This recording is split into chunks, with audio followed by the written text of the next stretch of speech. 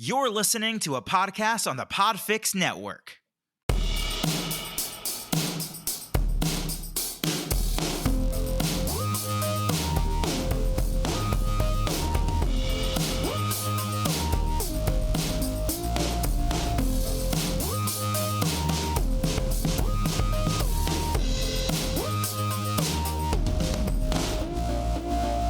All right, and welcome to Little Bits and Pieces, Season 2, Episode 1. I am one of your hosts, Matt. I am another one of your hosts. My name is Christian. And I am actually a new host. My name is Geoffrey Fella. I am replacing, standing in for Jeffrey Fella today. Jeffrey has a cold, so I will be standing in for him. We're all very excited to have you, and the temp agency speaks very highly. So thank you for being here. Yeah, when I got the call, it was, it's kind of my Batman moment. I really sprung out of bed and, dusted off the chops, and I'm ready to talk about whatever you guys got for me today. Jeffrey and I met earlier. He's bedridden. I mean, he is honestly on death's door, but he was kind enough to share some ins and outs and said that you usually come up with some really crazy, zany, wacky topics that go all over the place. So you didn't meet with him in person, did you? Because he has a debilitatingly contagious disease. Right. I'm worried that you may have your time may be limited. Is that going to prevent me from Geoffrey with an R? That's what I said. Sorry, then I misheard. No, you can roll back the tape later, and you can see that I did in fact say Geoffrey. Yeah, Matt, you have that recorded? You know what? Believe it or not, everything that we have said thus far is being recorded. That's how podcasts work, Geoffrey. I didn't know. That's exactly what Jeffrey said, and I was like, "Get out of here! That Geoffrey, can't be true." what's your main resume? What's a skill on there that applied to this position? Yeah, so I got out of high school about 3 months ago. I've been working at a grocery store I was still in high school when I was working at a grocery store. So I was 16 when I started working at the grocery store. So you don't have a degree? Oh, I have a high school certificate. Look, we don't discriminate here. We don't discriminate here, but it is a red flag. I just feel like I don't want to be put with a hack. I've put in my hours. I don't know why I keep getting paired with people who don't know what the fuck they're talking about. I know. It's funny. Jeffrey was one Jeffrey thing, said, and now well, Jeffrey is. That's funny because Jeffrey said the exact same thing, which is crazy because he's on his. Yeah, about his you. No, because I'm not performing with Jeffrey. That doesn't okay. make sense. Boy, Matt, you really are just how Jeffrey described you. Handsome and good looking and have poignant points. No, he didn't say it. Point was the only word that he also said. He just said point. And Matt, he's point. on death's. He's at death's door, and you're mocking him. So he was just not lucid. He wasn't. He was lucid anything enough. He said. He told me that there's a treasure. A treasure? Where? Don't play dumb. He said you would play dumb. He said there is a walrus treasure. He told you about the walrus treasure? Yeah, he's not supposed to do that. Geoffrey, we're going to have words with your supervisor. I hate to tell you this, Geoffrey, here. but if the debilitating illness doesn't kill you, we will, because you know about the treasure now.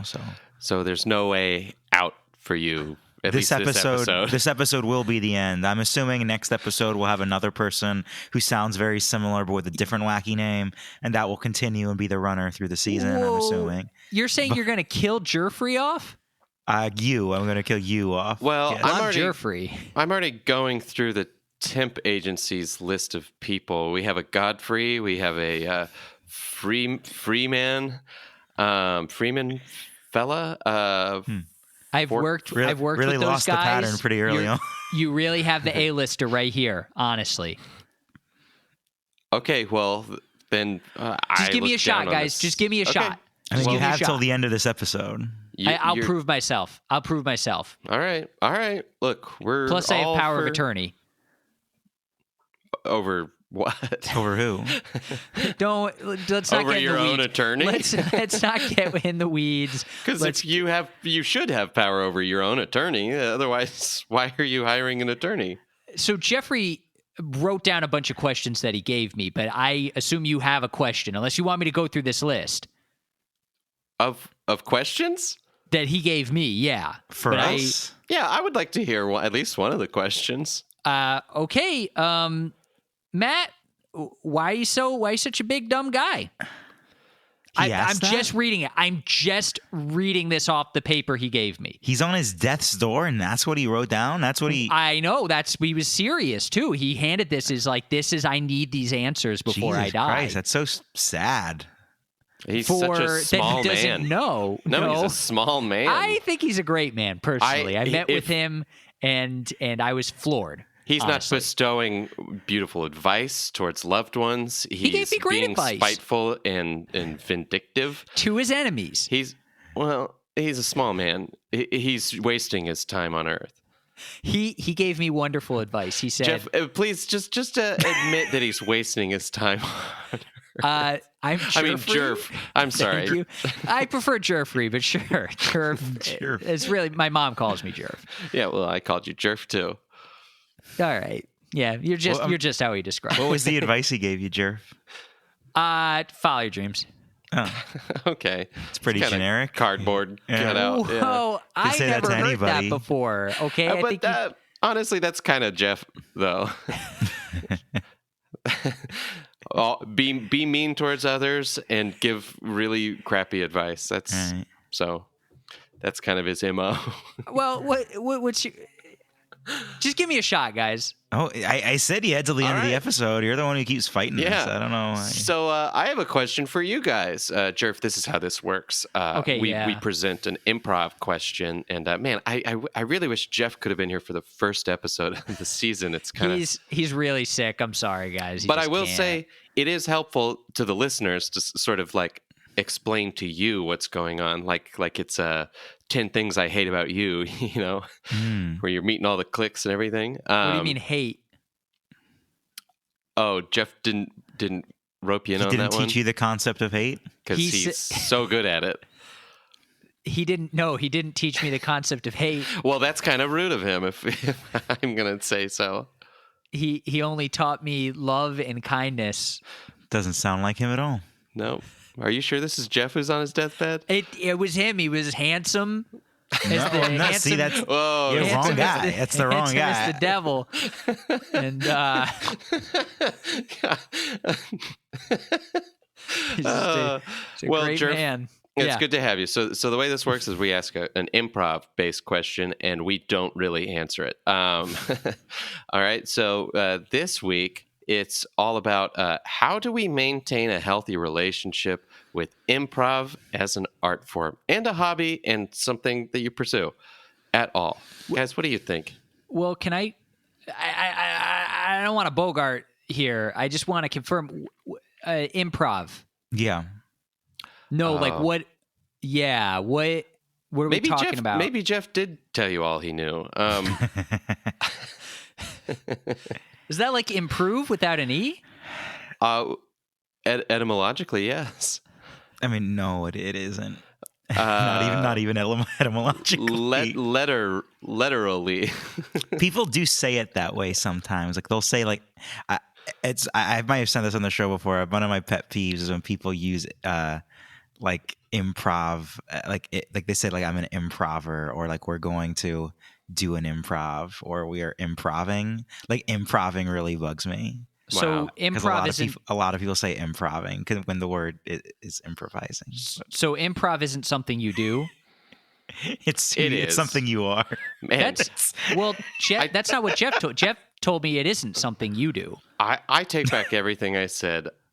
You're terrible to have on the first episode of the season, Geoff. No, I think I get it. I think I get what improv is. I can do this. Okay. Thoughts on a healthy relationship with the art form? Huh? Yeah, I think you guys familiar with Dungeons and Dragons? I kind of think is like a of improv as almost being like you're playing a warlock, where you got like a patron and shit, where it's like, oh yeah, it gives me my spells and shit, but at a price. It comes at a cost. What are the costs here? Like weird friend groups? Yeah, just kind of like weird friend groups, mental health stuff. I think that really the biggest, the hardest obstacle, I think, to keeping a good relationship with a healthy relationship with improv is if you want it to go somewhere. Like if you're comfortable just like having a good time and you can just like, be in the moment and be like a healthy person who's like, yeah, I'm just having a good time doing it, you're going to be good. I think the problem is going to come in if you want it to take you anywhere, to bring you joy. It's going to. So don't expect things from improv. Let improv be. Yeah. Improv's like the ocean, it's there for you, but don't ask it for shit. It won't listen. Sometimes it'll give you a dead whale. Geoff, what? You're looking like a jerf. I'm sorry. Yeah, I was confused there. No, I because I don't want to like I said, I don't want to bogart. I'm just kind of looking for my opening and. Well, what did Geoff tell you to say? Well, he started talking about improv, and then he just got really hoarse towards the end there, and kind of couldn't. He got really quiet. It was kind of hard to hear him. I think I got the gist. I'm pretty sure I get the idea. I think improv is cool because like, you have like there's a lot of unhealthy things, right? Like McDonald's is unhealthy, and like chemicals can be unhealthy. Chemicals are unhealthy? Just all chemicals? No, some chemicals can be unhealthy. Okay. I don't want to give your listeners the assumption that all chemicals are bad. Some chemicals are healthy, but I mean, like in the right doses. Yeah, I'm sorry. Is this thing on? I'm sorry. No, and so improv can be unhealthy too, and it can be unhealthy in big ways and little ways. And you have to. What was the point of the McDonald's metaphor? Well, no, because it's unhealthy. But it's good? Or do you like it, though? Do you like McDonald's? I've never had McDonald's. You've never had McDonald's? You should go to McDonald's sometime. Over 1 billion served. Geoff never took me to McDonald's. No? We could have a Jerry fella here tomorrow. We could have a gerrymandering fella here tomorrow. I can do it. I can let me improvise. I wish somebody from the temp agency had specified that we do a podcast about improv. That would have been. Well, I that was on me. I checked a box that just said talking. Okay. They wanted someone who sounded like Geoff, and I guess I don't hear the resemblance. I sound the most like Geoff. Well, you don't sound like him now because it's mostly death gurgles and. Yeah, he's a horse now. Yeah. When I first met him, he was still healthy enough to make full sounds. When I left, he wasn't. But soon he'll be roaming the plains though, and he'll be free. I believe that improv can do good in people's lives and bad. That is a hot take, Geoff. Hot take. Thanks. You're going to sleep now? You got to recharge? No, I'm human. That's good. It's good. Well, Geoff isn't anymore. Maybe because I'm still learning so much about your world. I mean, the improv world. I think Geoff is an AI. Yeah, like, is your thing that you're new? Like you're a new person? Because I thought it was just you were a temp. But like, are you like new to being a person? What's your thing? What do you mean, Christian? My thing is that I am. Therefore, you think? Yes, I've heard this one. I know well, this tell rule. me if you've heard this one, Christian. Okay. Improv is fun. Improv is good. Improv's the thing that everyone should do.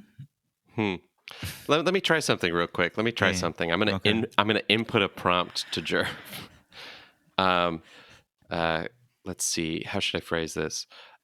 what's a good way to keep a healthy balance between improv and normal life? Put it in Enter. quotes so you get like yes. Reloading the page real quick. And enter.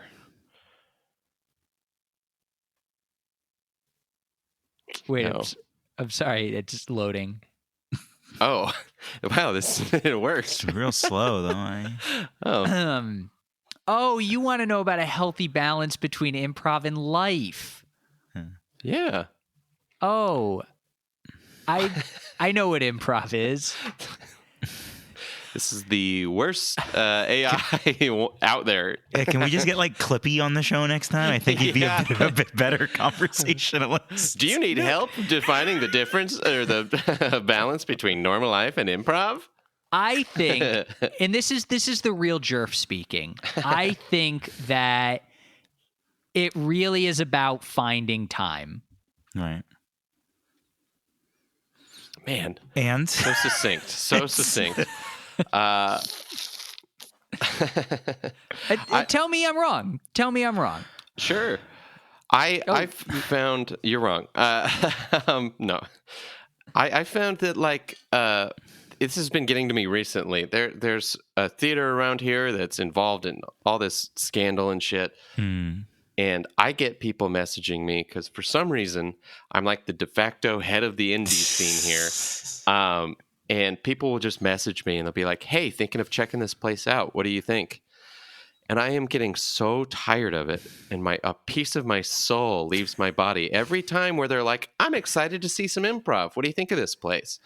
And I'm like, I can't not tell them because if something were to happen to them, I would feel so bad. I feel so bad that things already happen to people, but I just don't know how to distance myself from I would say the thing of doing improv is beautiful and amazing. And I would, on any instance, if I was doing it 7 nights a week, I would be comfortable with that. I don't think I'd be doing it too much or too little or anything.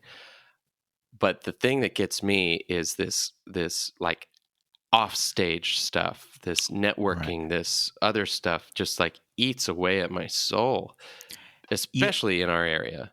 Yeah, I feel similarly in the sense that like when I'm on stage, I'm totally good. I'm having fun. That's why I'm there. Yeah. All the stage stuff. Like anytime I've taken a break from improv in the past, it's never been because I wasn't having a good time doing improv. It's always the stuff that's off stage. Because like even when it isn't like scandalous, it can just be like exhausting. Like the off stage stuff because it's like it's a lot more of like networking stuff. It's almost like it comes into like it overlaps with like job stuff sometimes. It feels like very like businessy sometimes and trying to like maintain relationships and things like that. And it's like that part of it can be kind of draining sometimes. But. And it kind of makes sense, especially because I think us three are trying to do the next step of it, are trying to make something bigger happen other than just performing. So I think it does eat into that a little bit, but Matthew Walker, do you think that if you had a career in improv, you would feel satisfied with your life choices? Yeah. Big question. That's fantastic. Thank you, Geoff Chat GPT. That's my full name. Geoff Chat. Yeah. I prefer my organic name. Thank you. We gotta hunker down on that domain name, Geoff Chat.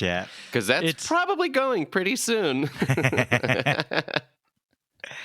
Oh man, but yeah, it's always about like the ancillary stuff, and because I do think like. That's the funny thing. Like when you do improv for a really long time, is you meet people who are coming from every different background, and they're doing it for every different reason. And I do feel like I see, and maybe this is just projection, but I do see like on the people who aren't really looking to make it be like a professional venture, they do seem to have more genuine joy about it, because it doesn't need to be anything else. It doesn't need to be like. so bad shows are just like whatever, it's like, it's not like it's like an impediment to trying to like get to something, next or get something new. So like really, if you can like live in the moment of it, it is so much more blissful, I think. Yeah, I agree. And that was part of the reason why you moved up to Chicago, right? Is you didn't have to be involved in this right. That was a big it. Yeah, that was a big element of it, because like to what you were saying earlier, like when you're in like those smaller communities, I think like when there are like bad actors, and people who are not like like people who like have maleficent like intentions, not when just they're like not people like who are Geoff. bad at acting. Yeah. But when you have like bad actors in a community, I do think that it become the smaller communities, they stand out way more. It's like they have a lot more gravity. It's like, the theater you're talking about has been around for like so long and has knowingly been a bad has been a bad actor in the area, but you still have people to this day checking it out, and it's like, it's wild, because you would hope that in a bigger area they wouldn't have the same pull that they do, but yeah. Well, if I could jump in and just say, Jeffrey Fellow, who taught me everything I know about improv, including game of scene, is really pioneering how we interact with I think he's gotten our lost. daily lives. I think he's gotten lost in his response. From an improv perspective, in a way, we are all in the scene.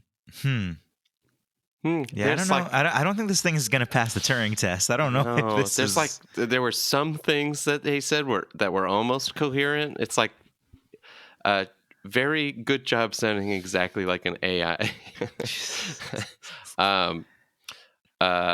Well, guys, that's our first episode back in the second season. Will I be back? You're melting. Your skin is melting, Geoff. Yep. I was told this is an audio podcast. I don't like seeing it. So should I turn my camera off? Oh no, he's fading. He's fading. Let's give him one last prompt because it helps him. He likes it. I have received the prompt. Oh. What is love? Did you send that, Christian? I didn't. No, Oh my God. I have. Did Jeffrey send that? I have sent it to myself. That's self-aware. Oh, that's actually really sad. I wish to know. He asked himself what love is. And what will he had say? No answer. Yeah, I don't know. He doesn't know what it is. Maybe. This is a paradox. It's like dividing by zero. Yeah, it's just going to destroy his CPU. But maybe it is that feeling. Oh, he's dead. Oh no. Oh no. He can't be in the next episode. Oh, no. Man, what a sad thing. Oh, well, sad day here on the pod. Little Bits and Pieces, season 2. Started with a death. This is our empire. This is to keep track. Come back. Yeah. But for all you cowboys out there, just wanted to say we are unleashing self-destruction initiating. Oh no. Oh no. Quick, we have to get out of the studio. 2 hours. Okay. We got so time. I can finish then. Finish it out. We have a lot of stuff that we're unleashing upon you, cowboys. Sorry, that was a scary way to say that. But we are working right now on some Patreon and some bonus content for you guys, and also going to be live streaming the recordings of these, so you get to see Geoff Chat GPT dissolve and die. Well, not that anymore because it's dead. Right. Things like that. We're gonna scrub its programming from the net to make sure it never returns. Yeah. Hold on. Let me just run a prompt real quick. Maybe it can still feel it. Parentheses. Feel pain. Enter. All right, guys. Well, thanks. We'll see you next time. This has been Little Bits and Pieces. We've been Walrus. Yeehaw. Goodbye, cowboys. Bye. Bye. Hi, I'm Christian Torres from Walrus. If you're interested in supporting this show, the best thing that you can do is rate and review us on Apple Podcasts and Spotify. Make sure to check out walrus.com, that's WALLARES, for a full list of our socials, including Facebook, Instagram, and Twitter. Stay tuned for news about any live shows that we may have, and new episodes of Little Bits and Pieces come out every Thursday wherever you get your podcasts. The show you've just listened to is a part of the Podfix Network. To listen to other shows on the network, head over to podfixnetwork.com, follow on Twitter @Podfix, and join the Podfix Nation at facebook.com/Podfix.